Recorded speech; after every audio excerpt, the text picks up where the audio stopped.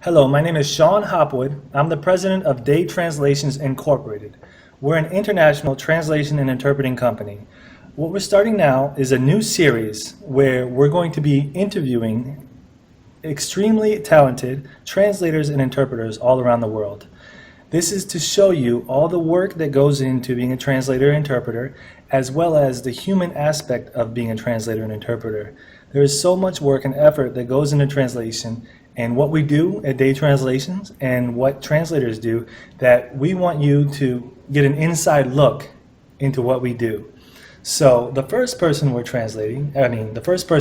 interviewing is Macarena Cafrune. She is a professional sworn translator from Salta, Argentina.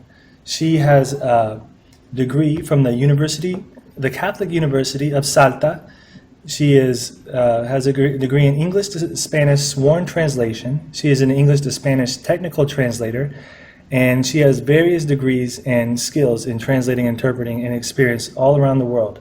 So I would like to introduce you to Macarena Cafrune. Nice to meet you.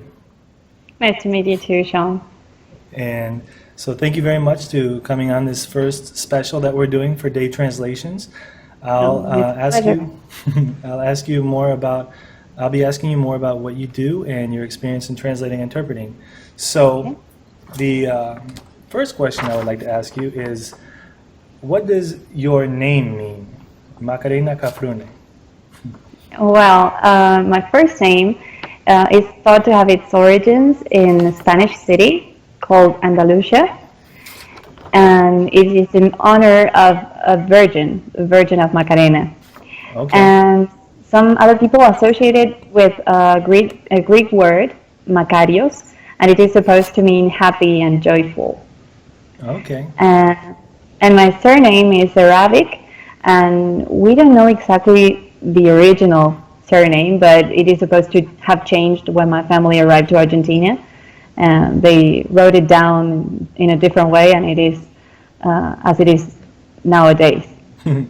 Very nice, very nice. Yeah, I actually speak a little bit of Arabic. I studied in Morocco, and so I've always looked, and Spanish has a lot to do with Arabic, so I've always looked at different words and tried to associate them with Arabic, like almohada, and and just a lot of words like that. For example, Portugal. I found out the other day that it actually is Arabic for Portugal, which means orange. So, So funny. translating and interpreting, we find out all these interesting things all the time. It amazes me. I love it, especially with Arabic and Hebrew and a bunch of other languages. You really learn the etymology of things, and that's something that really fascinates me. Yeah, we'll look at the world from that perspective all the time. Definitely. And personally, how would you describe yourself? Well, I think I would say I'm responsible, I'm very sociable, and proactive. I like to be constantly growing, acquiring new skills, and living enriching experiences. Of course, I love working with languages and learning as many as I can. And yes, I try to push myself to be better each day. That's great. And do you think that your background and who you are drove you to be a translator? Like, did you have a love for languages when you were little? Yes, of course. Yeah. I think that my path was reading at that age, because I grew up with my parents, and they always taught me to be in constant learning of languages and widen my horizons with different cultures. And I've interacted with people from other countries since I was little. So I guess my future was going to be related somehow to languages. Nice. And you're from Salta, Argentina. How far is that from Buenos Aires? It is very far from Buenos Aires. It is in the north part of the country. Okay. And it's not a very big city. So yeah, we're very far from the capital city. But you still found there were a lot of people that you could practice English with there? Because you have excellent English. Sorry? Because you have excellent English, so I was wondering. Oh, thank you. Yes, at university we speak all the time in English, and I've been in contact with people from other countries and from the United States particularly for a long time. So yes, I practice my English with them. Oh, great. And what languages are you fluent in? Well, I speak English, obviously, and my mother tongue, Spanish. And I'm currently learning French, slowly, but learning French. Very nice, very nice. And what really got you into interpreting? What did you study to do this, and did you always know that you wanted to be a translator and interpreter? Let me know more Well, about that. well, the decision came when I was still in high school. I decided I wanted to translate and interpret for a living. And well, I guess I was always interested in languages, and I loved the idea of becoming a bridge for communication among people. So, well, I started learning English when I was about 7 years old. Hmm. And as any translator would say, that learning has never ended ever since. Yes. So, well, I decided to go to university, and I got at first my degree as a technical translator. And after a year, another year, I got my sworn translator degree in English and Spanish. Well, my university studies focused on reading texts, so I had the tools I needed to work as a translator, but I still felt that there was something missing. And a few months after my graduation, a friend told me about a course that was about to start at a neighboring province near from Salta. And well, this time I was going to train myself to become an interpreter. Well, I studied the course. It lasted for about a year and a half, and at the end, I received a diploma as a conference interpreter. So I already learned how to interpret at conferences. That's very nice. And in Argentina, is that a really a big industry and a big track to study? Because in the United States, translating and interpreting isn't something as much what someone studies to be. They usually just end up being a translator and interpreter because they've been doing it their whole lives. But I've noticed in Argentina, in some other countries, it's more of something you go to school and you study and you get a lot of experience in. Have you noticed in other countries they don't have that same level of experience because of that, or what have you experienced in that? Maybe there is more. Our culture is used to going to university, becoming an interpreter or translator, but it doesn't mean that you're going to be a bad translator.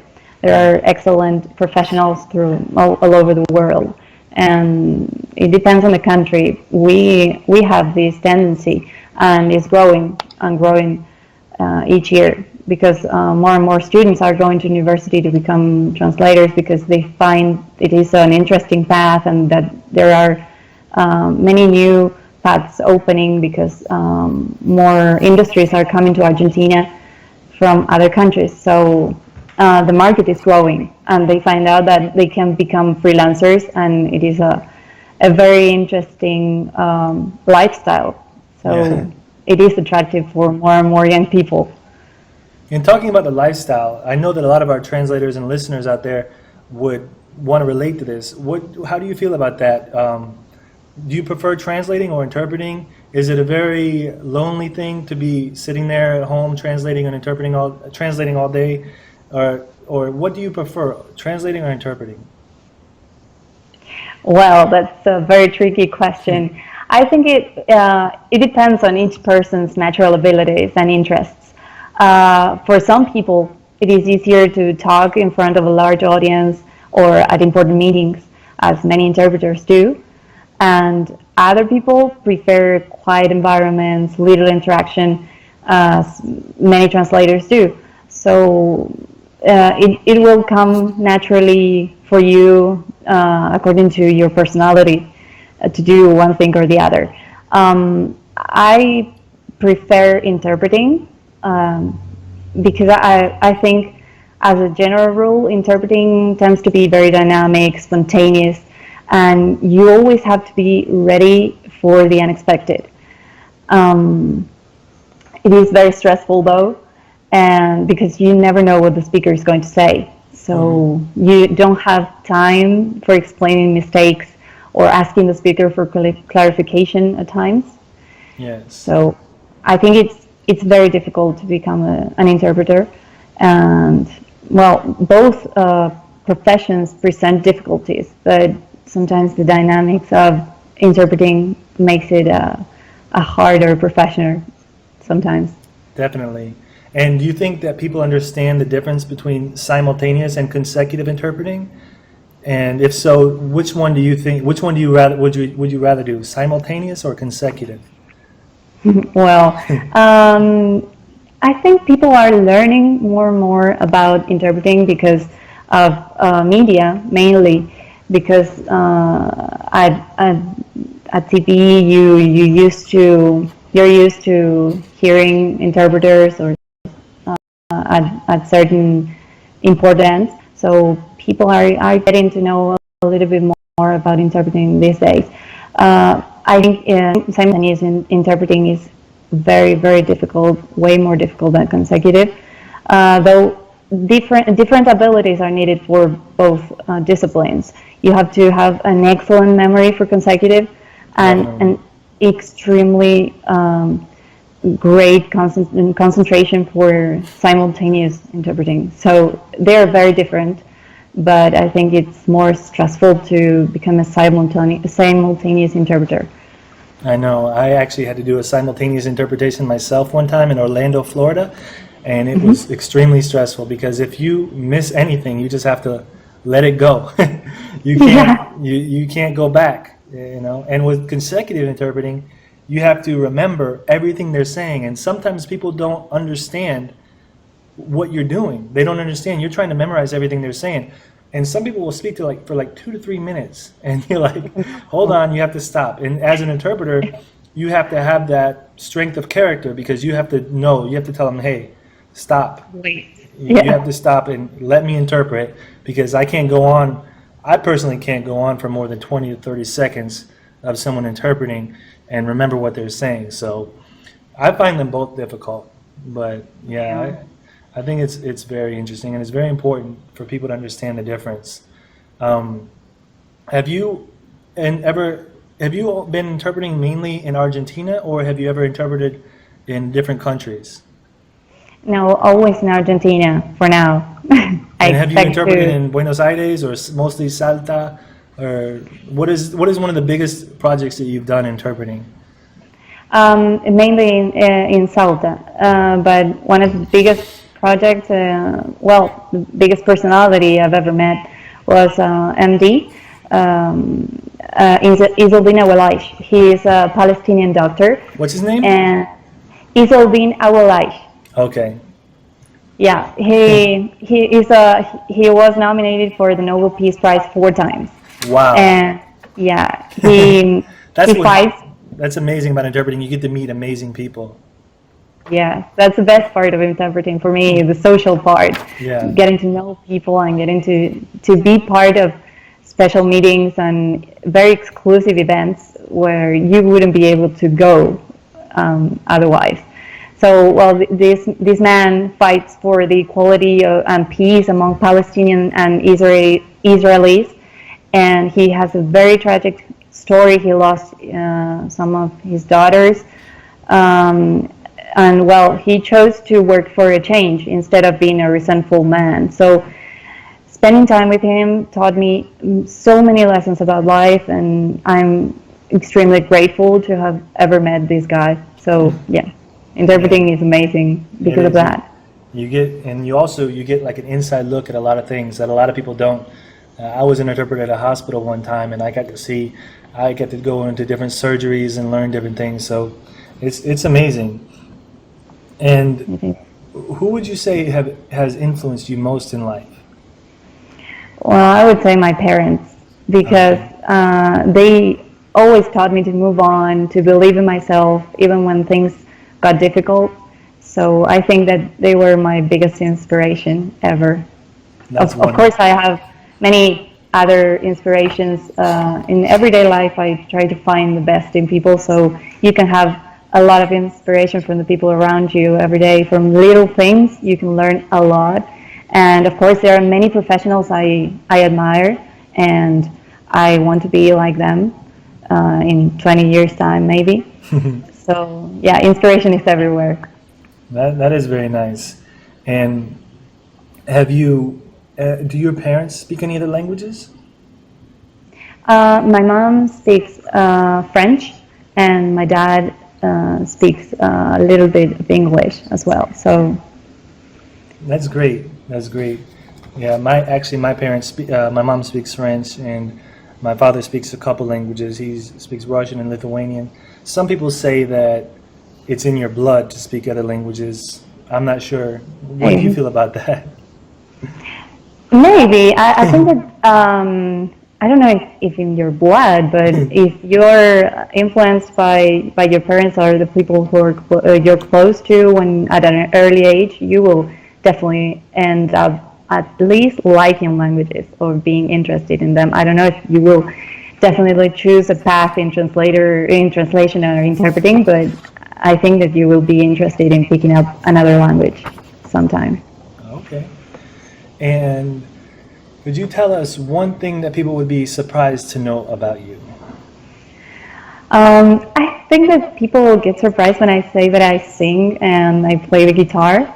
Yeah. I don't know why, because maybe they think that I'm spend all day with my computer and don't do anything else. Yeah. But yeah, that's my favorite hobby. It is a passion to me. I can't imagine a day without singing. So That's really good. For example, for myself, I play soccer, and it's something that I use to get away because when you're translating, you're in front of the computer all day, and it's really important to have other hobbies and get outside and get some fresh air. And a lot of translators don't. A lot of translators need to diversify, and it's really important. And so yeah. And do you now regarding translation? How do you feel about translation tools? Do you like computer-assisted translation, like Trados and stuff like that? Is that something that you prefer to use, or do you prefer to just translate, straight from top to bottom without using any tools? What is your preference, and what do you think is better for a document? To use translation tools, or to just use 100% human translation and not worry about those tools? What is your feeling towards that? well, I think that technology is improving every day, and we use technology all the time. I think that automatic translation is advancing a lot nowadays, and it shouldn't. I don't think that we should feel it is a threat. We should use it as a complement for us. Yeah. I definitely use Trados Studio and other tools such as Multiterm from SDL as well. And I think that translation gets faster with that with those tools, and you get consistency in your translations as well, because you can build translation memories of your own and get consistent with your vocabulary and your style. It doesn't have to affect your style to use automatic translation, because it is sometimes an aid for you, but you shouldn't lose your style because of that. So it is an aid, but it's not a replacement for the mindset and the mind of the translator. The skills go to a different path. Yeah. And do you think translation tools could ever hinder a translation and cause it to be worse than if it were done just 100% by humans?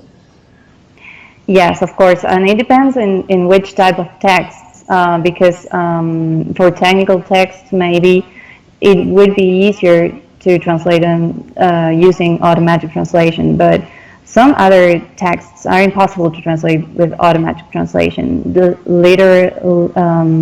literature is very difficult to translate with that, and I think humans aren't replaceable. Do you think it's possible to translate a poem?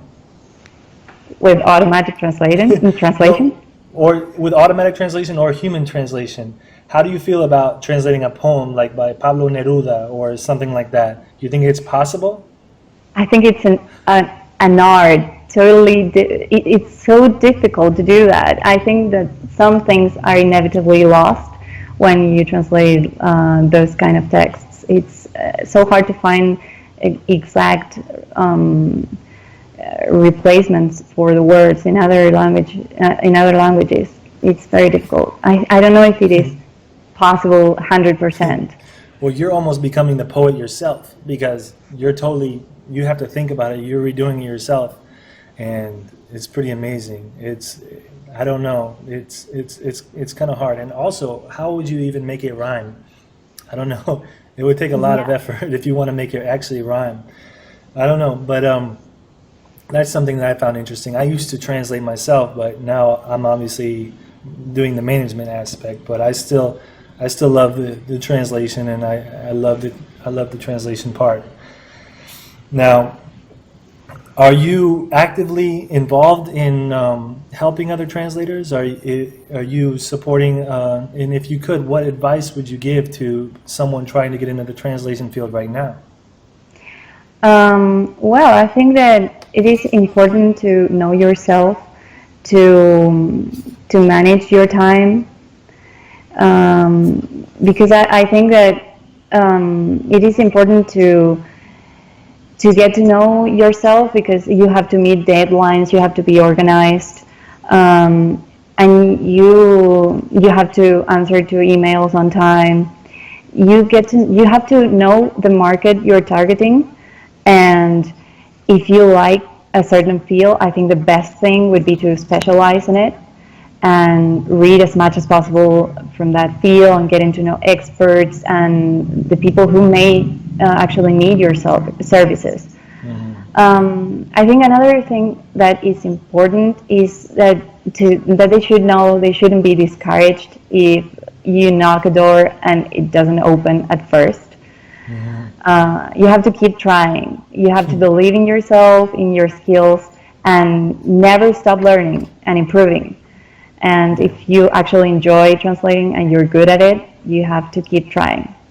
Definitely, yeah. Well, you're definitely one of the really good translators and interpreters from what I've noticed, and I think that you're going to be very successful, and you're going to be wonderful in this growing industry. That's all the questions that I have. I think that our readers and our viewers are going to have a great experience in getting this inside look on what it takes to be a translator and interpreter.